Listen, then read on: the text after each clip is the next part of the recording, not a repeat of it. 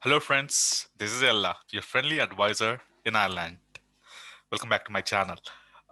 In this video, I'm going to show you how to renew your permission and stamp if you're staying in Ireland.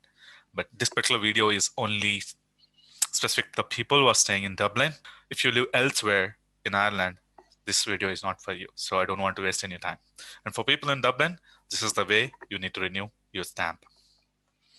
If you see, I'm already logged in there, and I'm quickly showing you the link where you need to log in or register. inisonline.jahs.ie. That is a place. If you log in, you'll see this particular screen, and it has three things: applications for permission to enter in state, applications for naturalization, and applications for permission to remain in state. So in this video, I'm just going to talk about the renewal process, which is basically permission to remain in state. Once you click on the plus sign, you get this particular snippet asking you to click on begin application. So basically, click on begin application. When you click on begin application, it asks you to declare a few things. So you just basically read and agree to the declaration. Basically, the content here is nothing but, if you provide data, we give you visa. If you do not, then there may be delay or refusal. And sometimes this may result in, refusal without right to appeal. So you need to be very careful when you're submitting details. Don't falsify details. Don't submit fake documents. I would say to be as honest as possible when you're filling this and when you are uploading the documents they're asking you for. So just click on next. So when you click on next, again, there's a data privacy notice. This is basically part of the GDPR and Immigration Acts, which the Department of Justice and Equality comply with respect to the EU rules as well as Irish rules. So that's the data here. So basically, they're not going to sell your data to anyone or any third party. So basically, they're saying, hey, you take your data, but don't be worried. Your data is safe with us. And then if you have any compliance, you can basically write to data protection compliance.justice.ie. I hope you don't really require, or there's no need for you to do that. This is where it comes down to what kind of visa you're applying for and what you are trying to renew. If you're applying for your dependents, this is where you need to fill the right details in. So here it asks you for the registration number, IRP expiry date. And if you see here, there's a simple note that your IRP card expiration date might expire no later than 1 month from today's date in order to apply for online visa.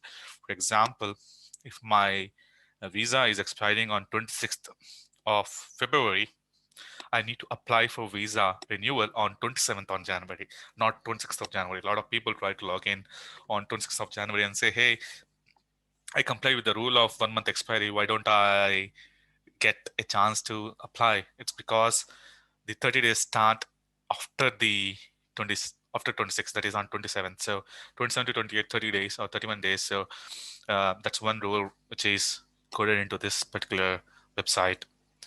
Okay, and then you choose. I'm just giving you some random numbers here, to just progress. Okay, and then full name and surname, date of birth, your actual date of birth,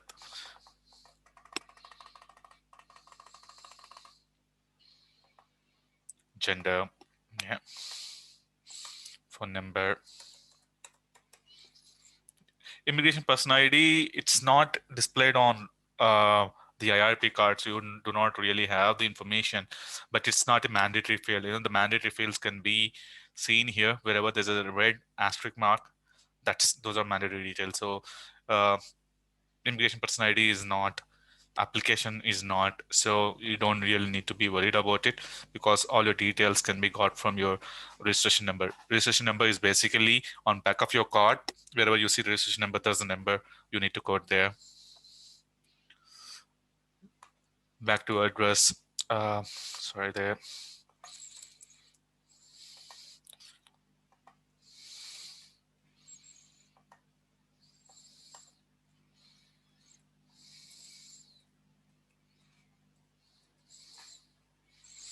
I'm just giving a wrong detail there, but that should not matter.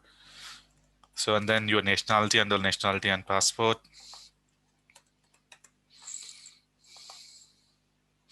And if you are having a passport with less than 6 months expiry, I would suggest to renew your passport before you apply for the IRP card.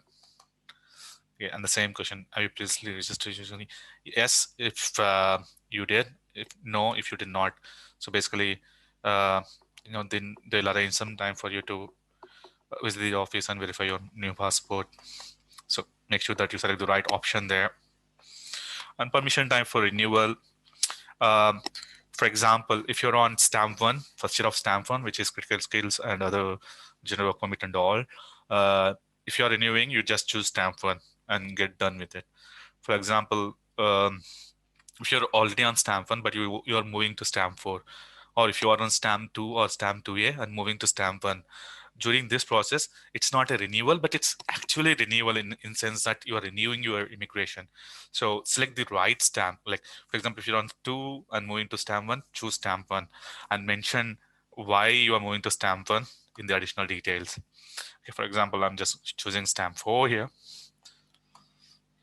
And the documents which are required to be uploaded depend upon what kind of permission you need, but we'll see that in the next one.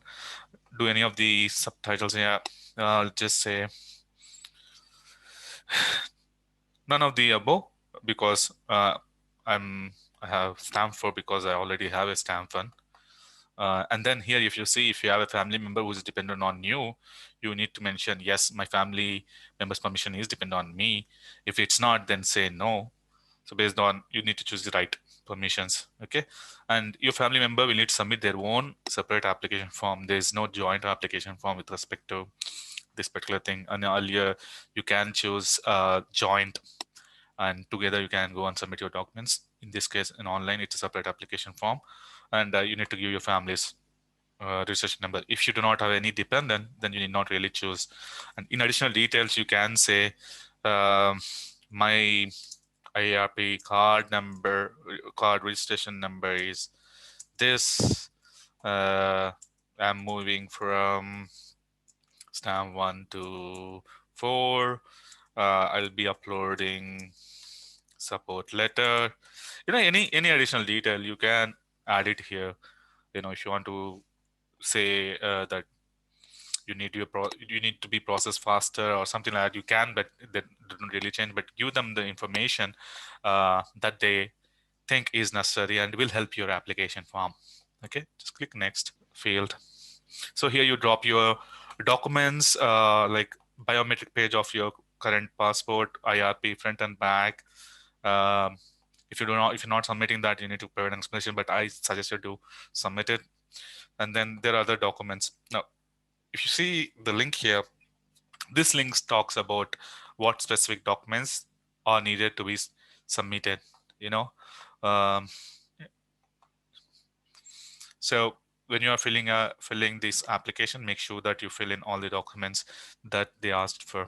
For example, if you see here, for stamp 0, they're asking you to submit biometric page of your current valid passport, front and back of your IRP card. These two are required for any kind of visa renewal.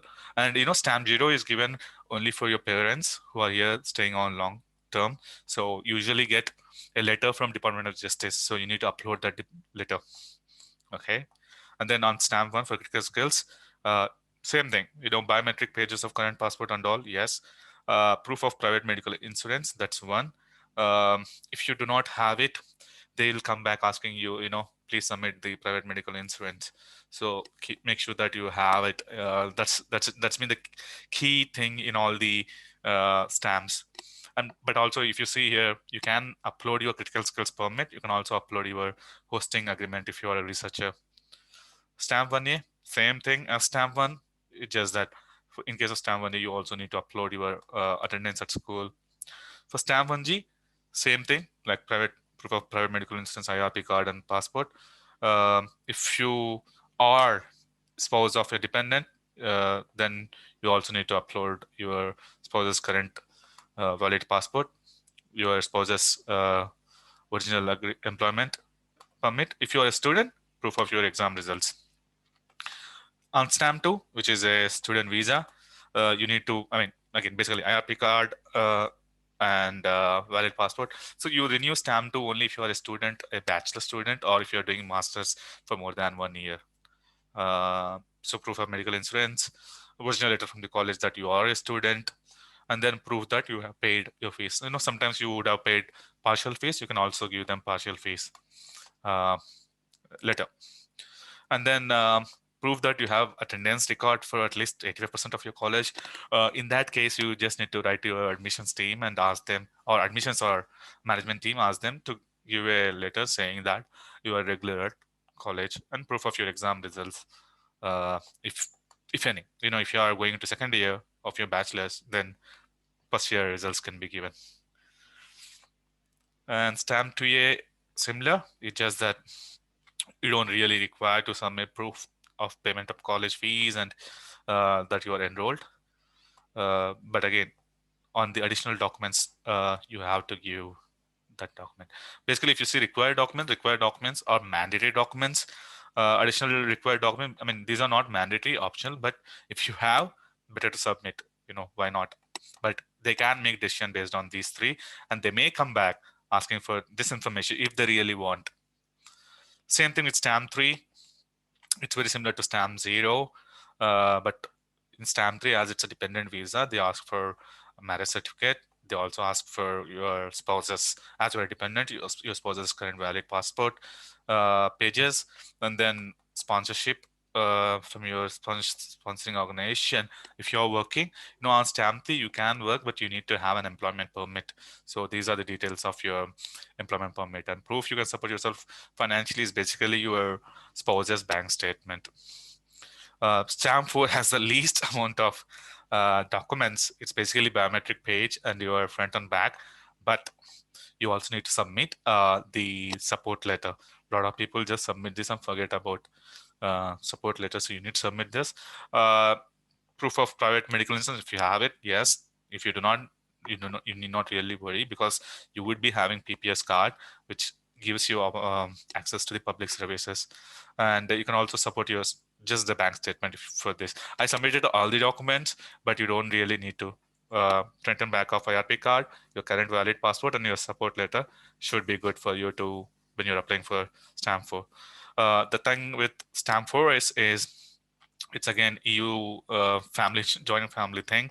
Same thing, valid passport, front and back of your IRP card. And why are you getting stamp 4S? In case of stamp 4, you have a stamp 4 support letter. Instead of for stamp 4S, you usually have a letter from Department of Justice listing the conditions why you are being given stamp 4. Okay, stamp 4 same process as stamp 4S. Stamp 5, again, same thing, biometric page, front and back, and then the letter from the government why you are, Department of Justice, why you should be given stamp 5. And there's something called withdrawal agreement beneficiary. It's for UK nationals who usually work here. So the only additional thing is they need to give biometric page of UK nationals current valid passport.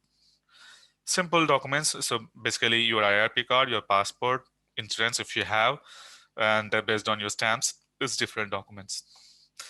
That's it. So you get the access to that particular document within the application form, and make sure that you upload all the documents so that the Department of Justice don't come back to you asking for documents, or they refuse your visa just on the basis that you did not submit a document. That's it. It's pretty straightforward, but the only thing is you should be in Dublin to apply for visa renewal on this website. Thank you. This video is sponsored by